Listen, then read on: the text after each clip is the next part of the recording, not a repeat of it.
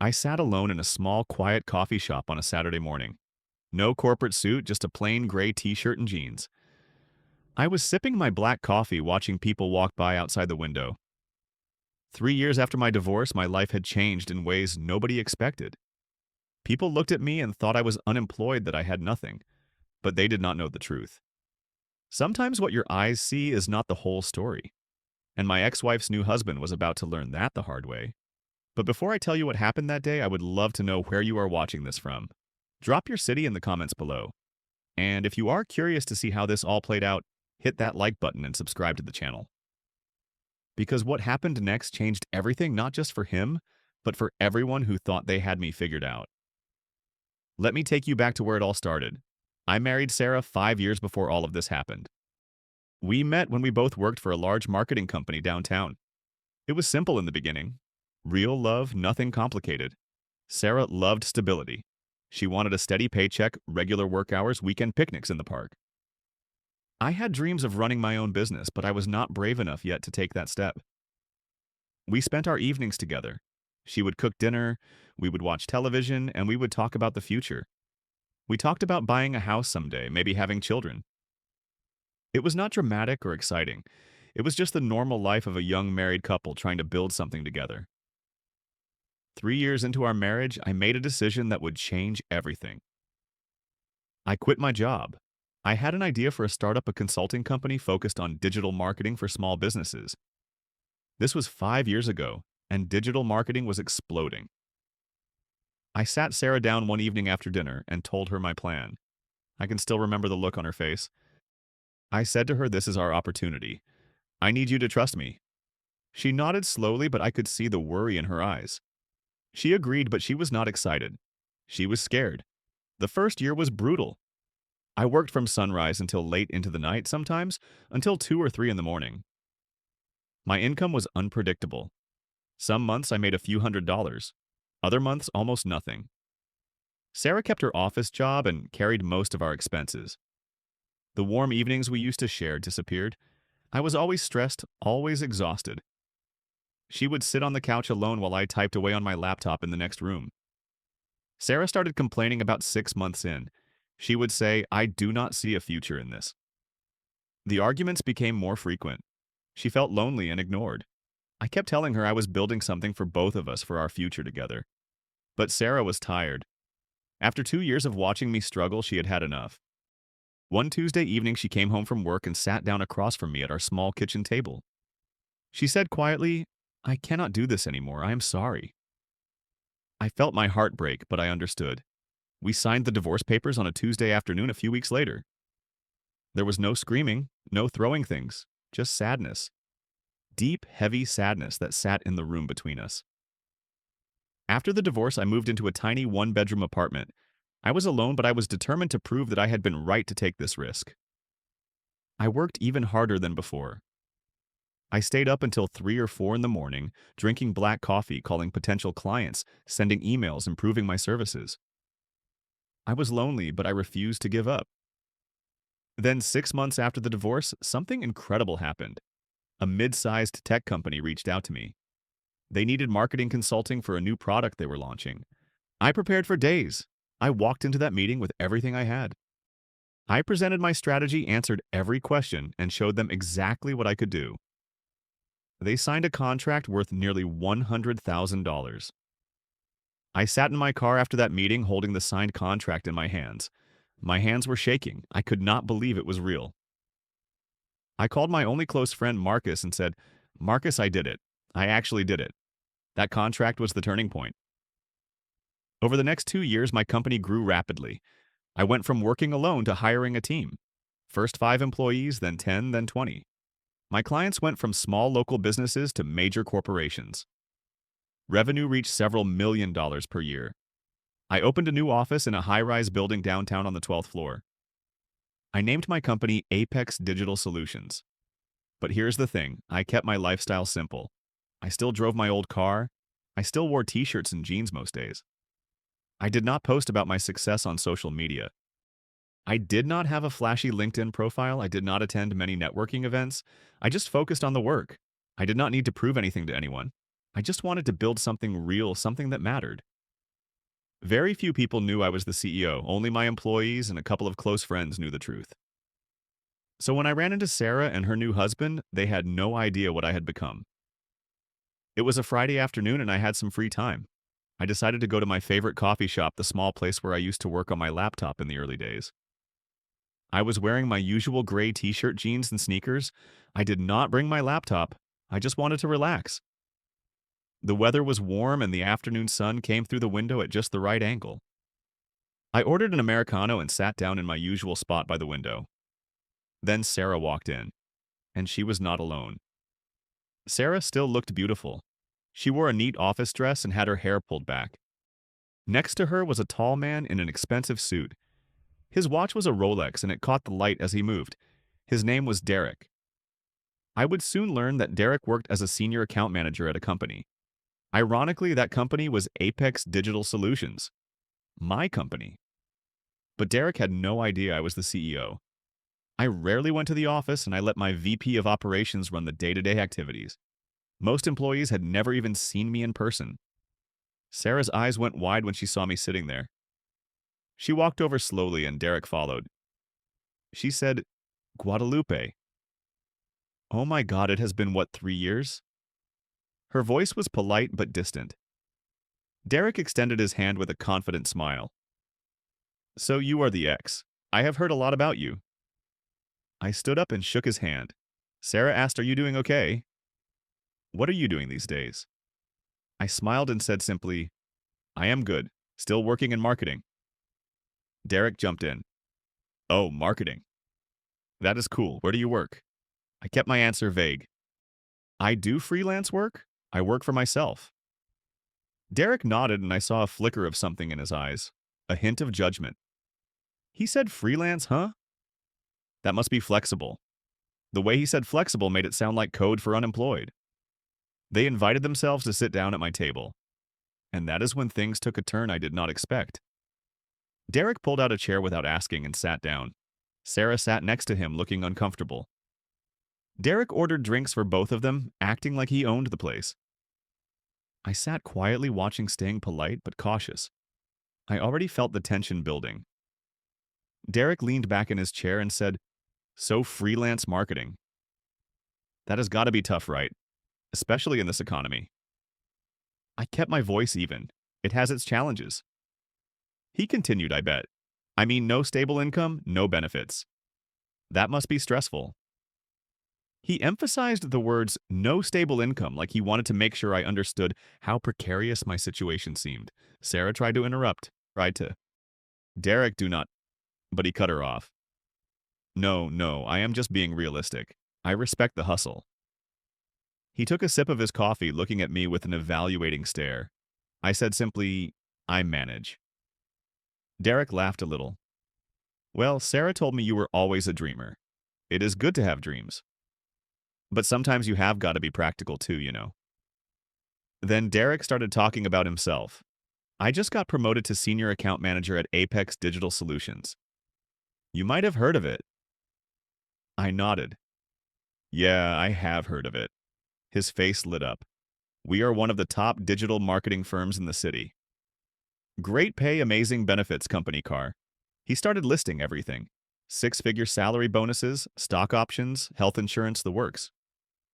Sarah stared down at her coffee cup, not saying anything. Derek kept going. "It is a solid gig. Stability, you know. Something I think you probably miss." I just smiled and said nothing. He leaned forward. "But hey, freelance life must be fun, right? Sleep in, no boss to report to." His tone was mocking now, barely hidden behind a thin layer of fake friendliness. I was about to stand up and leave when Derek said, Wait. Actually, some of my buddies are coming. They work at Apex, too. You should meet them." Before I could decline, 3 men walked through the door. Derek waved at them. "Hey, guys, over here." I sat back down, knowing this was about to get worse. The 3 men walked over. They were all wearing expensive business suits, shiny watches, and leather briefcases. Derek introduced them. "This is Brad, Kyle, and Jason. They all work at Apex Digital Solutions." Brad was a sales manager. Kyle was a senior marketing strategist. Jason was a client relations director. Derek gestured toward me. This is Guadalupe Sarah's ex-husband. He is a freelance marketer. The way he said freelance marketer sounded like he was saying unemployed, but trying to be polite. The three men looked at me, nodded politely, but I could see the judgment in their eyes. Brad spoke first. Freelance, man, that is rough. How do you even get clients? I kept my voice calm, word of mouth mostly. Kyle shook his head. Word of mouth. Dude, you need to be on LinkedIn attending networking events, all that. I said I prefer to keep things low-key. Jason laughed. Low-key. In this industry? Good luck with that. Derek jumped in pretending to defend me. Guys, be nice.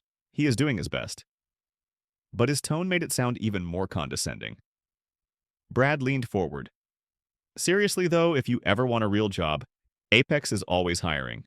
I mean, maybe not at our level, but entry-level stuff. Kyle added, yeah, we could put in a word for you. Graphic design intern social media coordinator. They all chuckled lightly. I stayed silent, just smiling slightly. Jason looked at me. How much do freelancers even make? Like 40,000 a year, Derek said, if they are lucky. The whole group laughed. Sarah finally spoke up. Derek, that is enough. But Derek waved her off. What I am just saying, Brad continued. Honestly, I do not know how you do it. I would be stressed out of my mind without a steady paycheck. Kyle nodded. Right, I mean, we complain about corporate life, but at least we know we are getting paid every 2 weeks. Derek looked at me with fake sympathy. Guadalupe here is brave, though, living the risky life. Jason smirked. Or maybe just unemployed and calling it freelance. The entire group burst into laughter.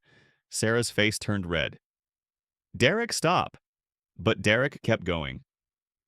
I am kidding. I am kidding.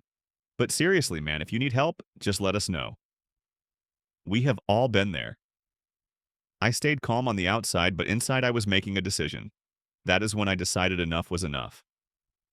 I placed my coffee cup down gently and sat up straight. I said in a steady voice, actually, I do have a steady paycheck. Derek laughed. Oh yeah, who do you work for?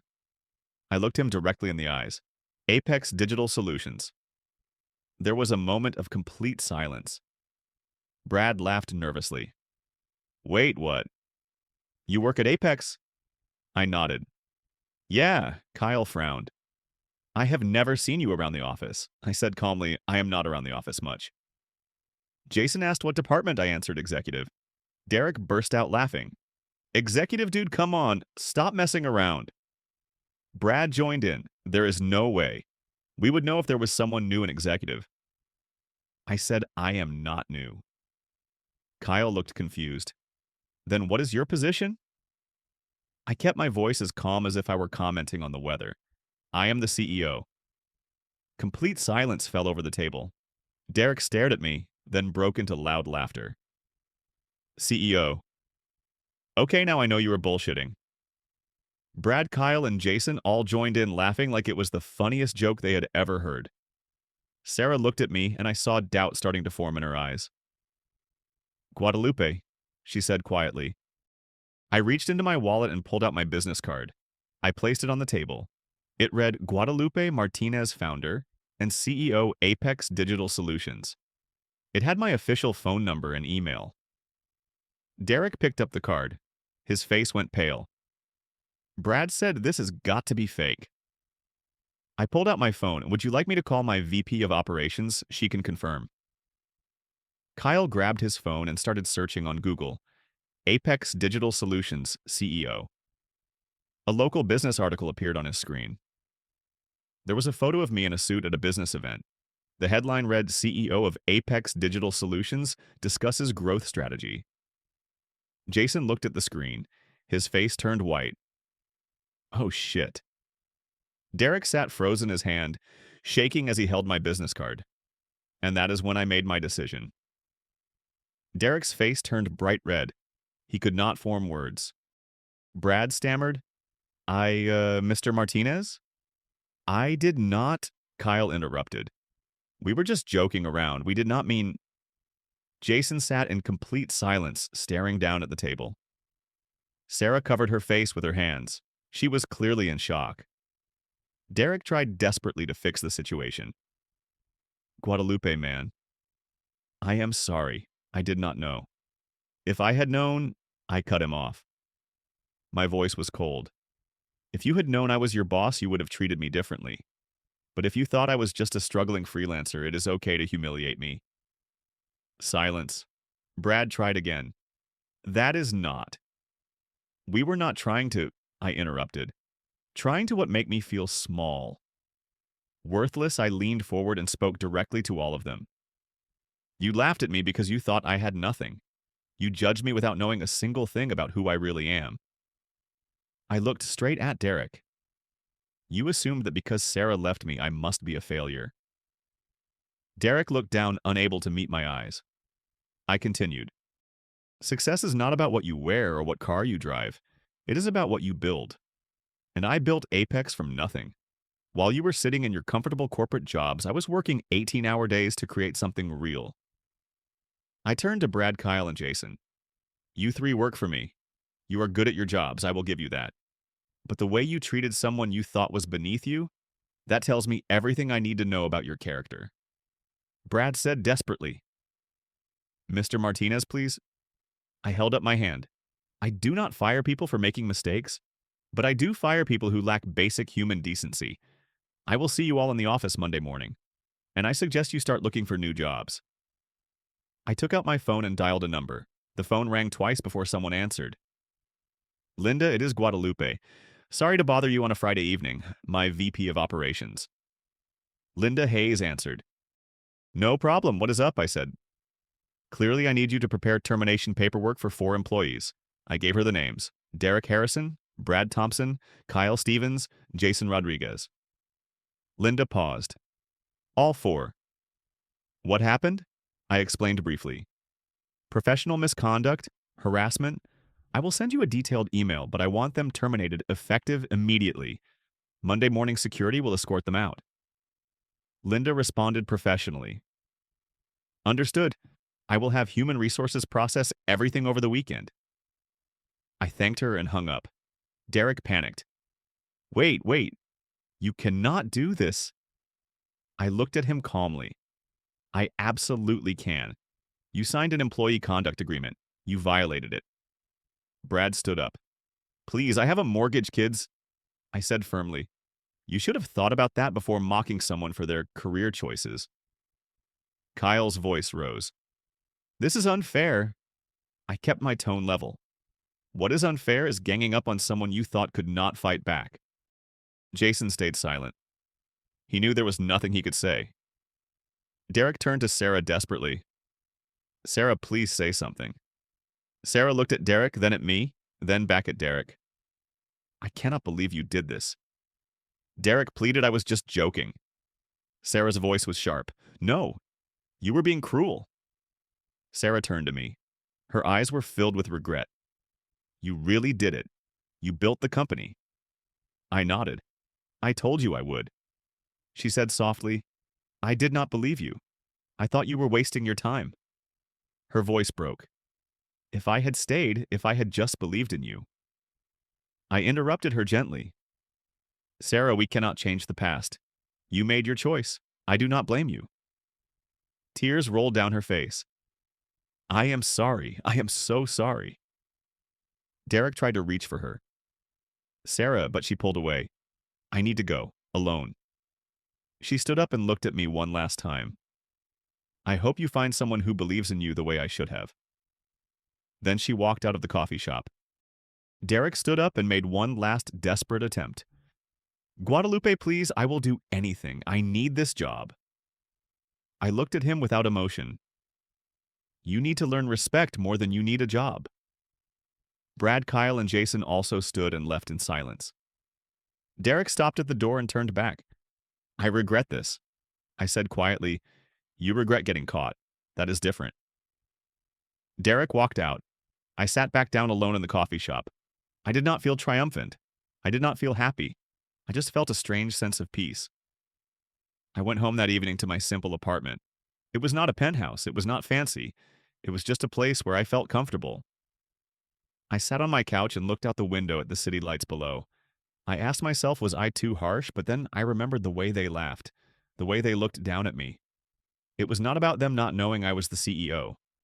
It was about the fact that they thought it was acceptable to treat someone poorly just because they believed that person was below them.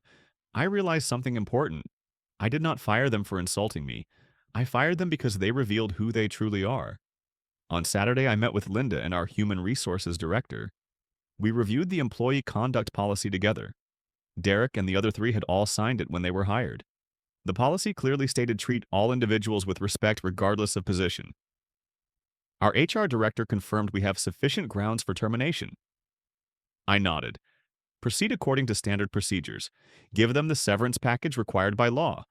I do not want them to have grounds to sue us. Linda agreed. Understood. Monday morning security will be waiting in the lobby. That Sunday evening, I wrote an email to the entire company. I did not mention Derek or anyone by name.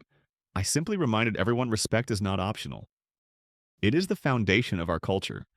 I ended the email with this: we treat everyone with dignity regardless of their title or background. I sent the email late Sunday night.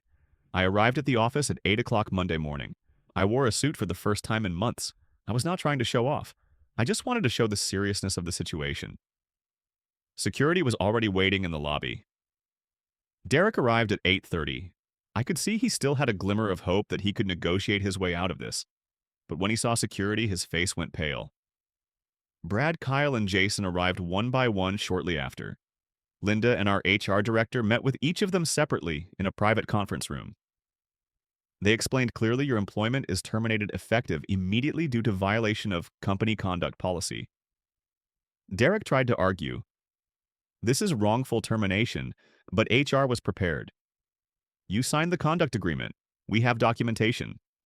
Each of them received their severance package and was escorted out of the building by security. I stood in my office on the 12th floor looking down at the street below. I watched Derek walk out of the building, his shoulders slumped. Brad, Kyle, and Jason followed behind him. I did not feel satisfaction. I felt sadness. I was sad because they destroyed their own opportunities. I was sad because they never learned how to respect other people. Linda walked into my office. It is done. I nodded. Thank you. She said the other employees are asking what happened. I looked at her. They will know. And hopefully they will learn from it. After everything that happened, I realized I still carried pain from my divorce. It was not because I still loved Sarah, it was because I felt rejected. I felt like I was not worthy of being trusted. There were nights when I could not sleep. I kept asking myself, am I really worth believing in? But then I looked at everything I had built. My company was not successful because of luck. It was successful because of hard work, dedication, and integrity. Slowly, I began to accept the truth. I am enough. I always was. I started taking better care of myself. I went to the gym early in the mornings. I joined a nonprofit organization that helped young entrepreneurs. I reconnected with old friends. Marcus, my close friend from college, became my support system. We spent weekend evenings having dinner, watching movies, and talking about life. For the first time in years, I felt like I was not just surviving. I was actually living. 6 months after the incident, I realized I was no longer angry at Derek or Sarah. I did not feel pain when I thought about the past. They hurt me, but they also helped me realize my own worth. I did not need them to validate me. I validated myself through my work and my integrity. One day, I received an email from Sarah. She apologized sincerely and wished me happiness. She also mentioned that she and Derek had separated. I replied with a short message. Thank you. I wish you well too. And I truly meant it. I learned an important lesson through all of this. The way people treat those they think are not important says everything about their character. Derek and his friends were polite to their bosses and nice to clients, but they were cruel to someone they thought was beneath them. That does not make someone a good person. That just makes someone opportunistic. I applied this lesson to my hiring process. I always observe how job candidates treat our receptionist, our security guards, and our cleaning staff. If they do not show respect to those people, they do not get hired. Once I turned down an extremely qualified candidate because he spoke harshly to our front desk receptionist. I explained to my HR team skills can be taught. Character cannot. I also learned that success is not about titles, money, or cars. It is about integrity. It is about staying true to your values. I could have fired them and felt smug about it, but instead I felt sad. I realized they had probably been like this their whole lives, and nobody had ever held them accountable. I hope they learned something from this experience. Maybe they will become better people. Maybe they will not. But at least now they know that actions have consequences. 3 years after my divorce and 2 years after the incident with Derek, I still sit in the same coffee shop. My company continues to grow. I still live simply. I still wear t-shirts and jeans. I still drive my old car. I do not need to prove anything to anyone. I have met a few new people. I have gone on some casual dates. But I am not rushing into a new relationship. I am focused on building a life I love. People will judge you based on what they see, and sometimes they will be wrong. The key is not to change who you are to fit their expectations. The key is to stay true to yourself, build something meaningful, and let your work speak for itself.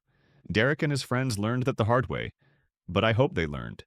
As for me, I learned that success is not about what you wear or where you work.